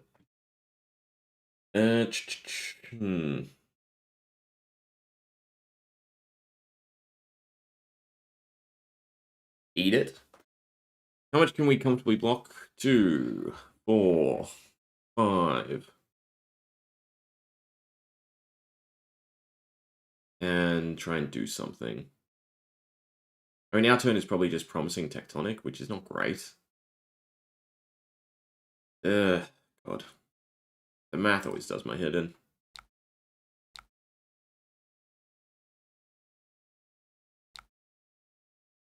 Dun, dun, dun. Give the spinal crush. Cycle the pummel away. Probably not enough. So they wreck my day. Screw it, do that.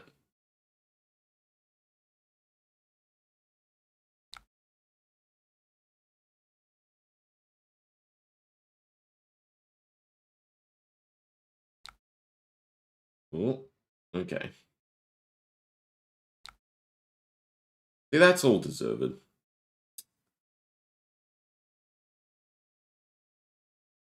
That doesn't feel horrendous to me, having that decision point. Having it up to 6 times a game, though, that is a bit more questionable.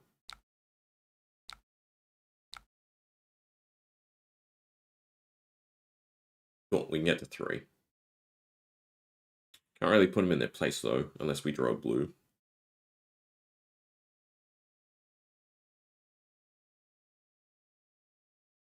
It's also annoying, because now it's the thought that, this is graveyard. Now I have to worry about it.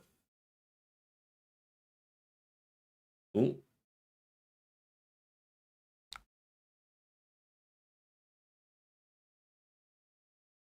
It's the 9. Well, it's definitely Crash and Bash. That's 4. I guess I give the 2 other cards, just make it a 10. And hope I draw a blue.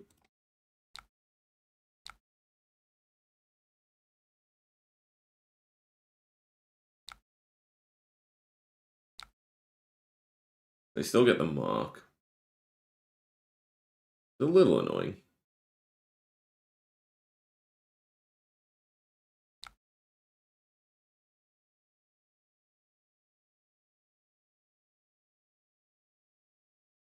I guess it's always worthwhile to have one slot open, right? Just take the free damage when you draw a thingy, a pickup.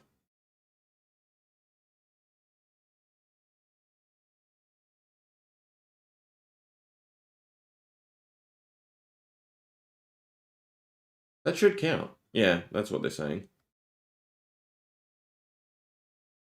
That's why they flicked. No, it doesn't count. Wait, what's the...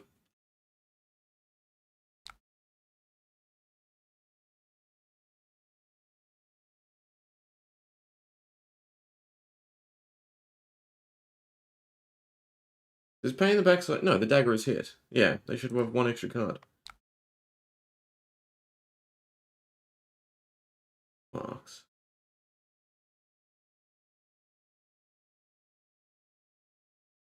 Right. They flick with a dagger, marks me. Pain resolves first. It's when this hits.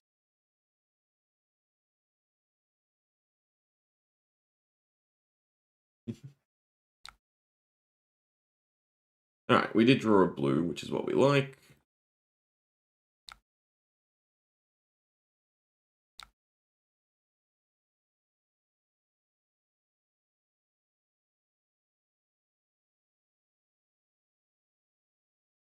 Yeah, so the interaction is he flicked, marked me, but then pain in the backside hits, unmarks me. The dagger can't resolve. He'd have to mark me going into pain in the backside, then flick nose would trigger saber. Right? So, yeah. Interesting.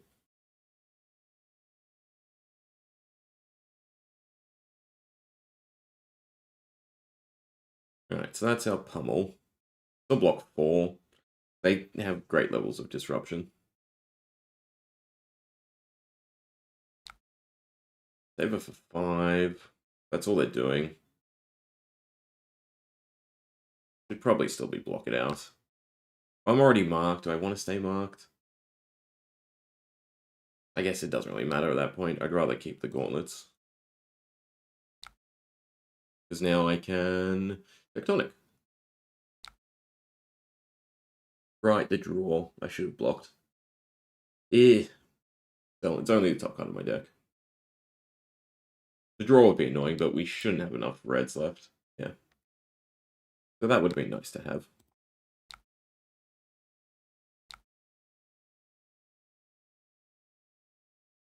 I think we're ahead in terms of damage, so nice. So that, to guarantee our next turn, would be good, since we're only at 2. I think we're out of Crash and Bashes. 1, 2, 3. Basically 4. Yeah, there's 1 left in deck. Nope, it's in the bash zone. But now everything we do is threatening. Yeah, this feels a lot smoother.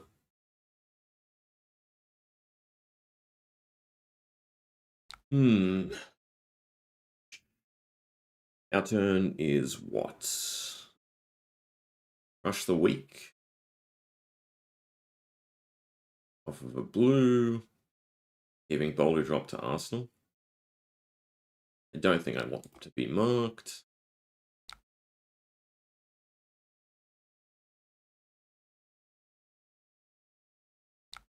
Codex. Codex is actually nice.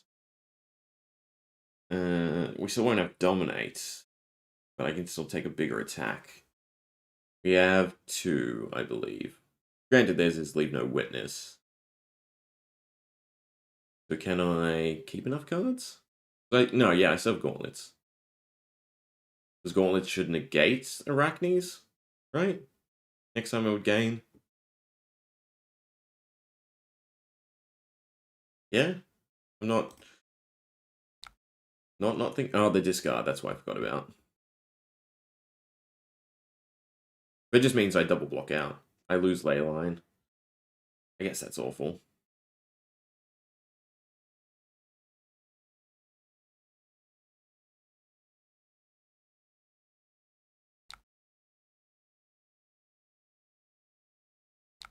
that.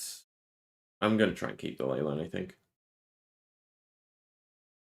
I can still hope to find an eruption.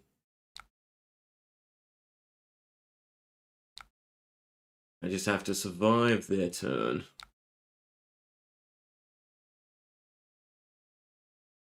Maybe giving the ley line's fine there. So I'm banking on like an eruption anyway. I should have kept the other one so that Titan's Fist was active. At the very least, this at least requires them to block with something.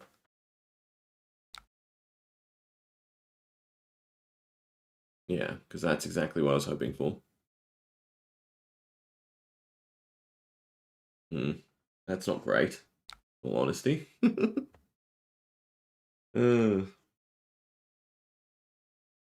I won't keep my whole hand, basically.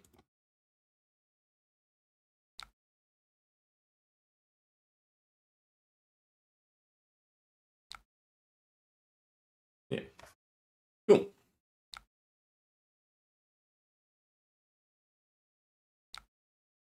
Then it's just put them in their place, and we can pummel it. Done.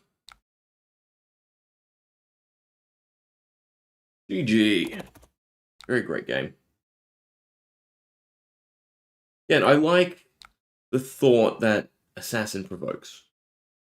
Probably just the this access to 6 possible bonds is the problem there.